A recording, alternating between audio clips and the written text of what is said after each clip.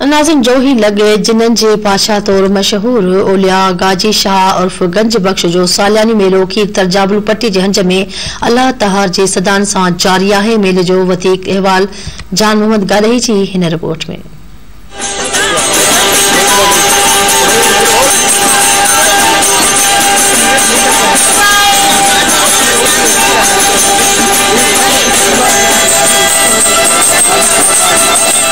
नाज़रीन असां वक्त मौजूद आहियूं पीर गाजी शाह जे उर्स मुबारक सालानो जेको मेलो लगायो आहे अटे जेका जेके माण्हू आहिनि ज़ाहिरनि सां ॻाल्हि ॿोल कयूं वधीक हुन जो छा चवण आहे। गाजी शाह अक़ीदत जे हवाले सां पंहिंजी जॻह ते पर सरज़मीन सिंध जो जर्नल आहे, सरज़मीन सिंध जो रखवालो आहे ऐं हीउ उहो मेलो आहे जिते हर रोज़ लखनि जे तइदाद में मायूं मर्द नंढड़ा वॾड़ा आदड़ा आदड़ियूं अचनि थियूं। सो लाज़िमी आहे सरकार जो कमु आहे जिते सहूलियतुनि जो जेको फुक़दान ऐं बहिरान आहे उन ते नज़रसानी बि करे ऐं उन खां अलावा रोडनि रस्तनि ते वॾो माण्हुनि सां ट्रैफिक जो मसइलो आहे। हिते माण्हुनि जूं गाॾियूं फासी थियूं पवनि त माण्हू वॉलंटियरली पंहिंजो पाण पंहिंजा गाॾियूं कढनि पर हिते ट्रैफिक जो निज़ाम बि बहितर हुजणु घुरिजे।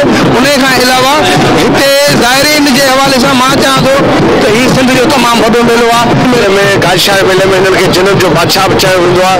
पूरे पाकिस्तान में किथे बि को बि जिन न कढिया आहिनि हिते ईंदा आहिनि जेके माण्हू उहे आज़री पाण ईंदा आहिनि साल में पंहिंजे ॿारनि बच्चनि समेत ईंदा आहिनि ऐं हिन मेले में इलाही शयुनि जो फुक़दान आहे जीअं वाशरूम कोन्हनि ऐं उन खां पोइ हिते सरकारी रिहाइश वग़ैरह कोन्हे को आम माण्हू परेशान थिए थो रिहाइश जे हिसाब सां। हिते हर साल हिते मेलो थींदो आहे ऐं खोड़ सारा हिते जा माण्हू ईंदा आहिनि जीअं त पंजाब खां ख़ासि करे बलूचिस्तान खां। पर हिते जेका हिकु चीज़ इहा इशू आहे त जेका मेन चीज़ आहे त रोड कान्हे ऐं जेके माण्हू ॾाढी तकलीफ़ुनि सां जेको आहे फेस करे ईंदा आहिनि।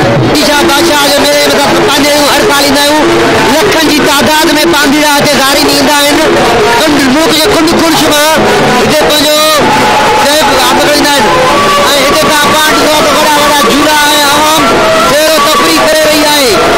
कुझु हदनि ताईं कोरोना जो एडोपीस जी ॻाल्हि नथो कयो वञे। असां मुरीद आहियूं बाबा, असांखे 6 साल आहे असां अचूं था। पाणी जी का बि हिते सहूलियत न आहे, ॿी शइ का वाशरूम न आहे ऐं टी मेन शइ आहे हिते सिक्योरिटी न आहे। हिते वॾो कमु आहे। महिरबानी करे असां हितां जे इंतज़ाम में इहे अपील कंदासीं त वधि मां वधि इन दरगाह जो एहतियात करे माण्हुनि जो ख़्यालु कयो। जी नाज़रीन तव्हां हिननि खे ॻाल्हियूं ॿुधियूं हिन जो इहो ई चवणु आहे त इंतज़ामिया तरफ़ां जेको हिते का बि सहूलियत मौजूदु न आहे। कैमरा टीम सां गॾु जान मोहम्मद गाॾी, धरती टीवी न्यूज़ जोई।